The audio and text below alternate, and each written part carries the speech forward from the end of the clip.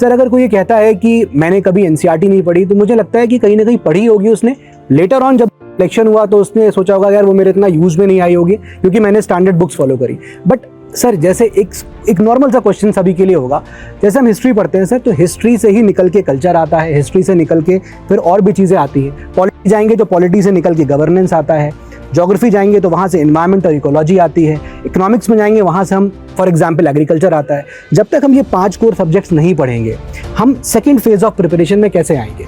Example, किसानों का आंदोलन हुआ, अब वो एक ऐसा इशू है, आंदोलन था, उसमें ज्योग्राफी भी इन्वॉल्व थी, उसमें इकोनॉमी में इन्वॉल्व, उसमें पॉलिटी भी इन्वॉल्व थी। अनटिल एंड अनलेस आप ये 5 कोर सब्जेक्ट्स को अच्छे से पढ़ते नहीं हो और उसके बाद जो कि प्रारंभ में हम लोग कराते हैं, देन नेक्स्ट फेज में अनटिल एंड अनलेस आप इन 5 सब्जेक्ट्स को अच्छे से बुनते नहीं हो, आपकी ये प्रिपरेशन सेकंड फेज में जा ही नहीं सकती। सो आपको पहला स्टेप लेना पड़ेगा जहां पर आपको ये 5 कोर सब्जेक्ट्स पढ़ने पड़ेंगे, उनकी अंडरस्टैंडिंग को ही आप अप्लाई करते हो सेकंड फेज में। जब आप इकोलॉजी एनवायरमेंट पढ़ते हो, जब आप एग्रीकल्चर पढ़ते हो, जब आप गवर्नेंस पढ़ते हो, जब आप कल्चर पढ़ते हो, ये तभी निकल के आया ना जब आपने फर्स्ट फेज को पढ़ा, और उसके बाद आप थर्ड फेज में जाते हो जब आप चीज़ों की प्रिपरेशन करते हो। तो सर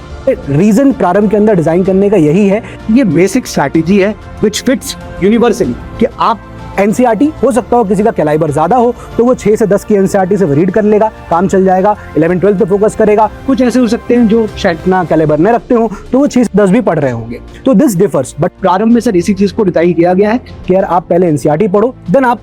अगले सेकंड फेज ऑफ प्रिपरेशन में जाओ जो हम अपने सेकंड ईयर में होते हैं, and third year which is like obviously practice and practice and practice.